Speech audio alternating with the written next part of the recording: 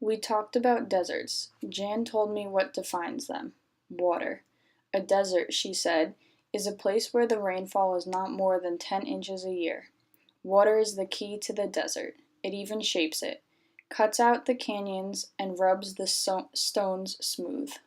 What has the author told us about the desert in this passage? He tells us the definition of a desert, like what makes a desert a desert.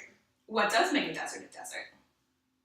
Gina? Like what we were studying in science about erosion, like water can wear things down, like canyons, like the Grand Canyon.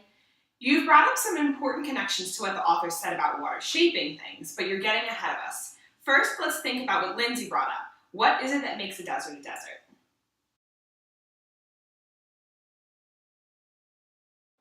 Nearly all the workers in the South in colonial times were unfree. There were two main groups of unfree labor. There were indentured servants and slaves. Indentured servants were people who agreed to work for 5 or 7 years for whoever paid their passage to America. Indentured servants received food, shelter, and clothing, but they got no wages for their work. At the end of their term, they would sometimes receive land and a chance to start out on their own. They get to come to America, but then they gotta work for whoever paid their way for 5 years. I disagree. They work. How can they come to America without working? They work for 5 years and then get to come to America. But if they didn't get paid, they wouldn't be able to come to America.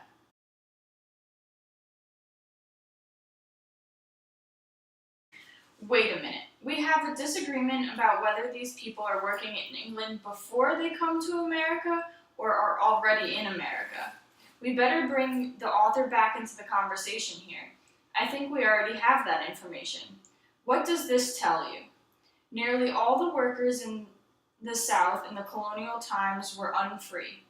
There were two groups, indentured servants and slaves. Oh, they were workers in the South. They were already here doing their work.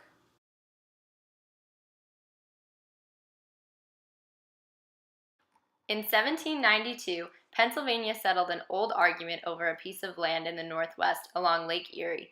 This piece of land, which was shaped like a triangle, was called the Erie Triangle.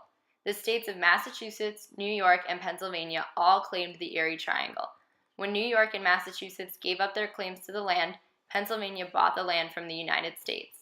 What is the author trying to tell us about here? Carrie? An argument. A really big argument. You think the author wants us to know about an argument? Well, Massachusetts, New York, and Pennsylvania all wanted one piece of land. See, it's on the map. Maybe if Massachusetts owned that part, maybe it could cut off the way New York got to the lake. That's possible, but what do we know about the land from this paragraph? Gina?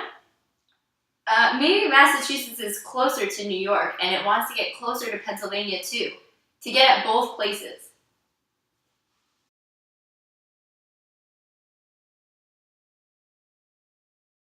When I first read this sentence, I thought the author was going to tell me about a fight among 3 states over some land.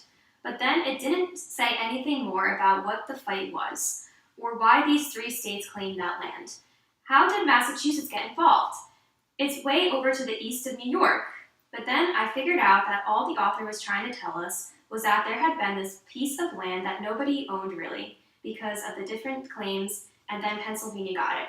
So Pennsylvania got a little bigger in 1792.